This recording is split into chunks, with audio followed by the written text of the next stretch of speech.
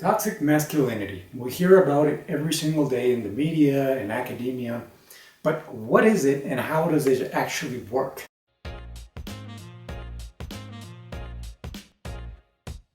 Oxford Languages defines toxic masculinity as a set of attributes and ways of behaving stereotypically associated with or expected from men, regarded as having a negative impact on men and on society as a whole. This is what the definition says, right? So the definition is referring to a certain set of behaviors that men exhibit stereotypically that are bad for men and for society. This is the way that is defined. However, when it comes to the application of this term, it is extremely different from the definition.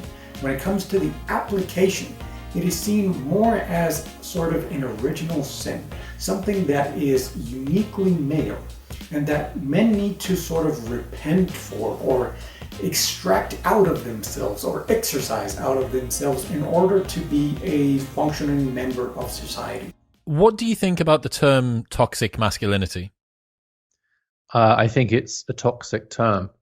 It escaped from the margins of academia in 2016, not coincidentally, and just became a term that was used to apply essentially to any behavior by boys and men that the user disapproved of. It's rarely defined without any specificity at all, and so it in a sense is a completely vacuous term. But it's worse than that, because by putting those two words right next to each other, it actually repels a lot of boys and men from a conversation about what it means to be a man, what it means to be particularly mature. I think to talk about mature masculinity and immature masculinity is quite useful.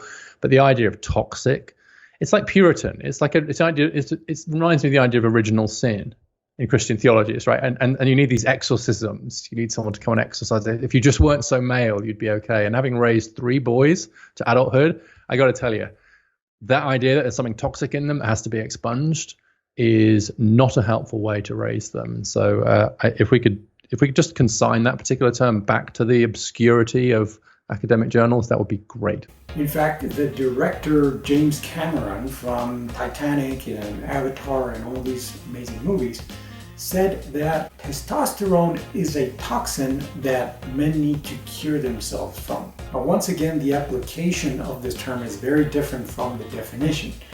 Usually when we talk about these sort of things, people tend to refer back to the definition. They talk about certain behaviors, not all behaviors and not all men, but some behaviors from some men. But when it comes to the application, and when it comes to the way people use this phrase, and it's sort of used like a blanket statement for any kind of behavior that any man exhibits that is deemed unlikable. I've heard you say that it's a catch-all term to use when one finds the behavior of any man offensive or unpleasant. And that's so correct. It's gone from being something that's an aberration, a complete outlier, to anything which is just slightly objectionable. Yeah, that's the problem with it, is that there are many problems with it, but like any of these terms, if it just expands and expands and expands, so everything, I think I just did a quick search around and discovered that everything from climate change to COVID to war to is the result of toxic masculinity. And if there was resistance to getting vaccinated, it was toxic masculinity. If you make a pass, it's toxic masculinity. And it was just like being, and actually there was this I talk about this in my book. There was an incident at my kids' high school that got international attention as an expression of toxic masculinity, which really woke me up to the way this term is being sort of thrown around and used indiscriminately. But as I say, it's not just vacuous; it's actively harmful. And interesting, a lot of feminists will say that now too. There's a lot of people like Helen Lewis, who writes The Atlantic and so on. They're just saying, look, this term is not helping us. It's actually pushing men away from a conversation about masculinity, and can we please stop using it? And so this is not a right-wing view at all. It's actually one that a lot of feminists are just looking at the data and saying, if the goal here is to have a good conversation with boys and men about what it means to be boys and men, this is not the way in. It's a terrible frame for that conversation. But are there actually toxic behaviors that men specifically engage in? Absolutely. But here's the thing that we need to understand. If we talk about toxic masculinity as a blanket statement to all masculinity, or sort of an original sin that all men are born with, it makes men check out of the conversation, because now we're not even talking about something that men can aspire to or that they can work on. We're just talking about something that we cannot change about ourselves, and that's the fact that we were born male. We didn't choose to be it, but at least speaking for myself, I don't apologize for it. And in fact, a better approach to this entire discussion would be to talk about mature masculinity and immature masculinity. Several years back, Pop Culture Detective made a video about toxic masculinity and trying to define it, what it is, and all these things. Now, I find it very, very interesting that the top comment on this video to this day says the following. It is a comment by Stargazer Fox, and it says, "Could you do a video on healthy masculinity? I, as a man, don't really know what exactly it would be."